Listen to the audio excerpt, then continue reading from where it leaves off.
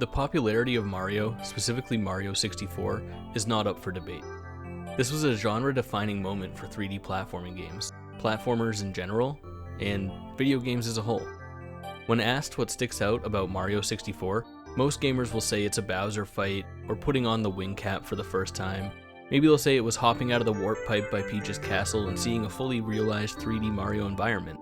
Or perhaps jumping into the first painting and discovering how big each level was going to be. These are all valid answers, but the truth is, everything you remember fondly from the main game was reinforced and informed by the first 30 seconds of booting up Mario 64 in the game's title screen. Before you even had a favorite Mario 64 moment, you were already being blown away by something that seems so simple. A disembodied head of an already beloved video game character floating upon a backdrop of familiar but improved music and voice lines. Simple, yes, but special.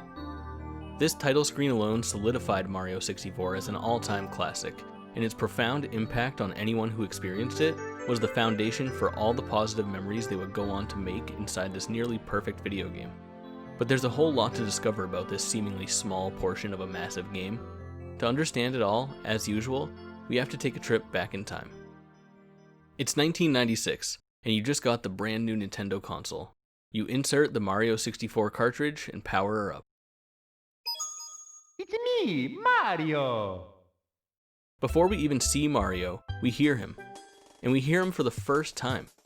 Not the first time in Mario 64. For the vast majority of people, it was the first time that we actually heard Mario say words. If you ask any gamer, hell, any pop culture adjacent human to do their best Mario impression, you know they're leading with this line.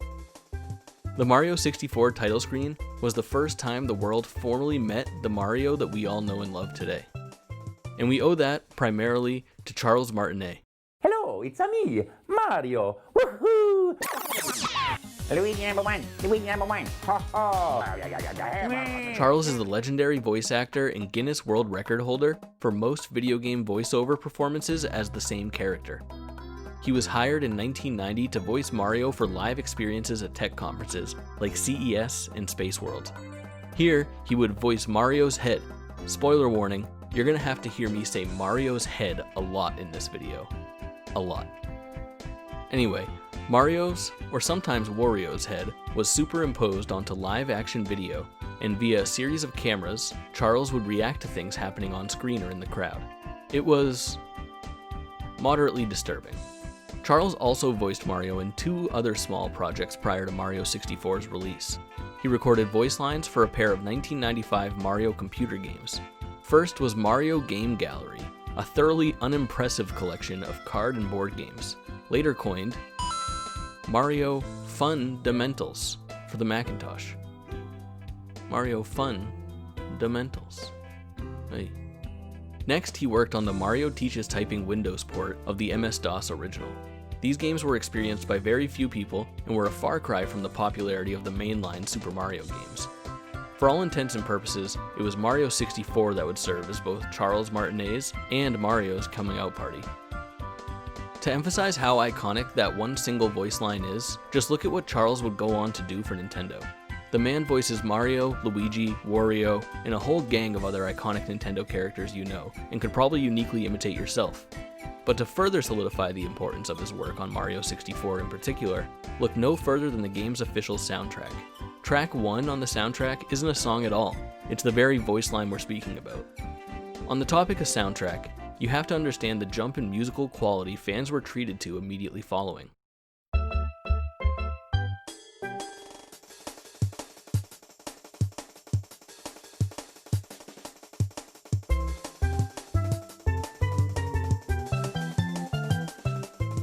It's a track that's familiar, but vastly improved. It's bigger and more complex sounding right from the start. It evolves into clear instrumentation with proper percussion and high quality sound effects never heard so clearly from a game or a gaming console before. Prior to Mario 64, Mario games were primarily a 2D, 16-bit experience, and the music reflected that. That's not to take away from how incredible the bones of the original Super Mario theme is. It's to emphasize the difference from when we last heard those classic Mario tones.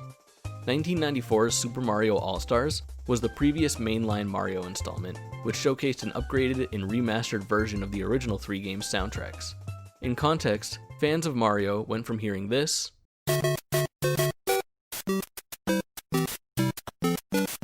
to this to this. An astronomical jump in quality. But let's get into the main hook of the title screen. Mario's now said his famous line, and the music is starting up, but Mario isn't done talking yet. When he appears on your screen, he greets you directly and says, hello. As you see Mario's head for the first time, he gives you a wink and begins to move around a bit on his own. His rubbery smooth 3D face realized in full glory for the first time. He rotates around and you see parts of his chubby mug start to jiggle a bit. He looks at you with those inviting eyes as if to say, please, touch my face, please. You put your thumb over the analog stick on a Nintendo system for the first time. You give it a slight tilt, nothing. Then you press the A button and you hear a little sound. And then you see it, a cursor. Not just a hand with a finger extended to touch, a hand with a thumb and a pointer finger, ready to pinch. Ready to grab, ready to pull. You're already thinking it. Are we doing this? Oh, we're doing this. It's time to manipulate this charming plumber's face. Hitting the A button would pinch and pull, but there was more. Using the C buttons would rotate Mario, and if you hit the B button, it would zoom in and out so that you could get different views and extend his features even longer. The best feature was the R button. If you held it while you stretched, you could freeze Mario's features and create something incredibly disturbing. Or cool.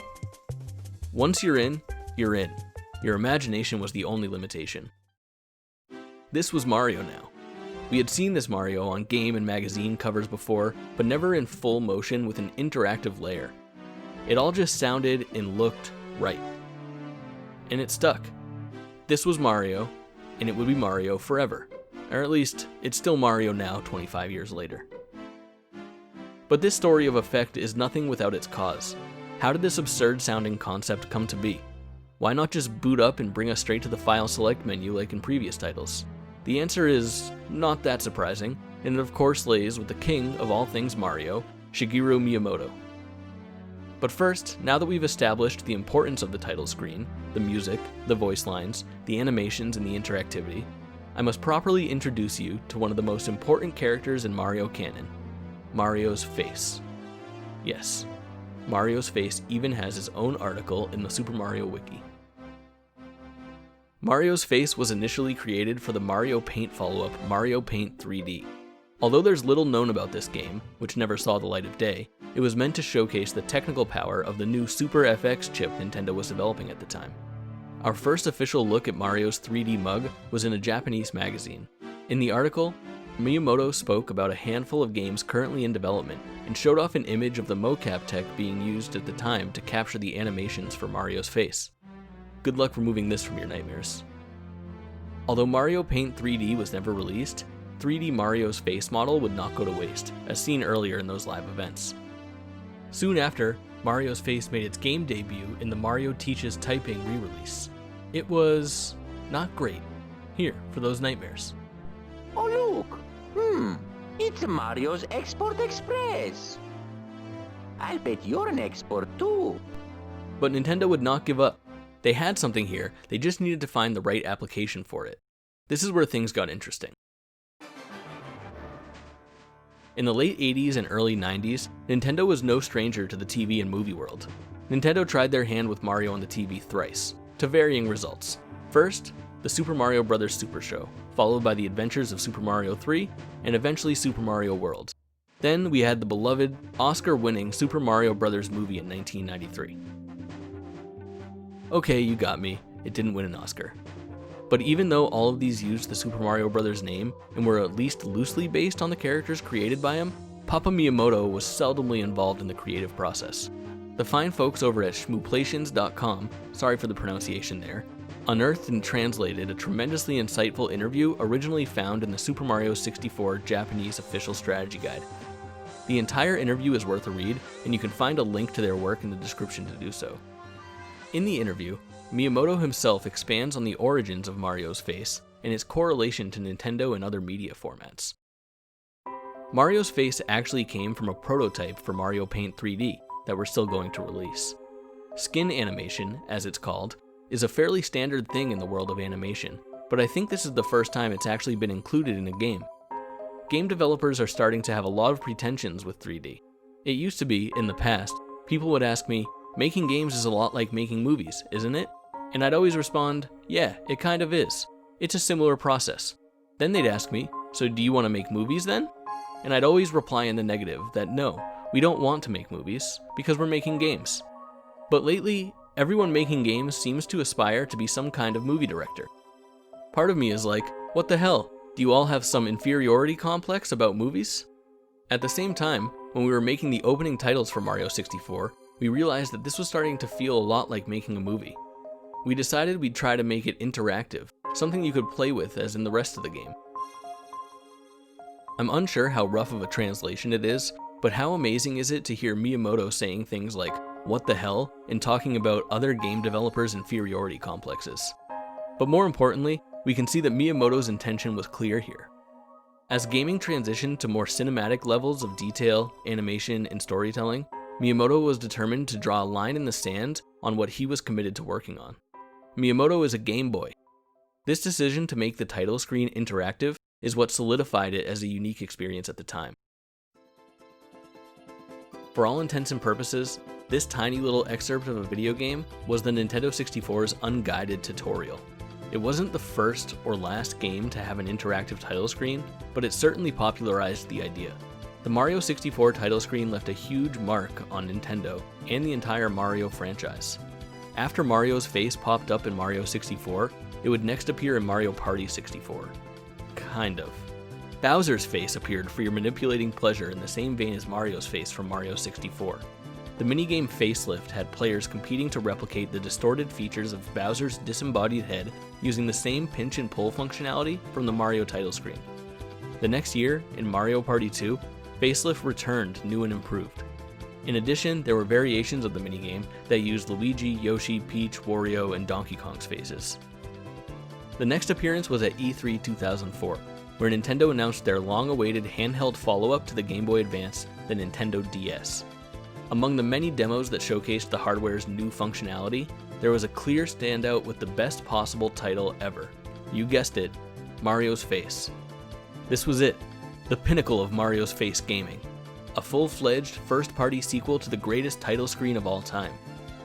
We saw a new and improved version of the heads for Mario and Wario with a vast array of adjustments that we could punish and deform them with. Things seemed too good to be true, and they were. Mario's Face ended up just being a tech demo and was never seen again. But with that darkness came light. Mario 64 DS was announced, an upgraded remake of Mario 64 with enhanced features. Surely after putting all that time and effort into the Mario's Face tech demo, that content would make its way into the final game, right? I was so excited to mash and mold Mario's Face in glorious new ways. When it was released, I booted it up, I pulled out my stylus and enclosed it in my fist. This was it! Upgraded, playable Mario's Face. I clicked on Mario, and my disappointment was immeasurable. An homage to the original, but not my Mario's Face.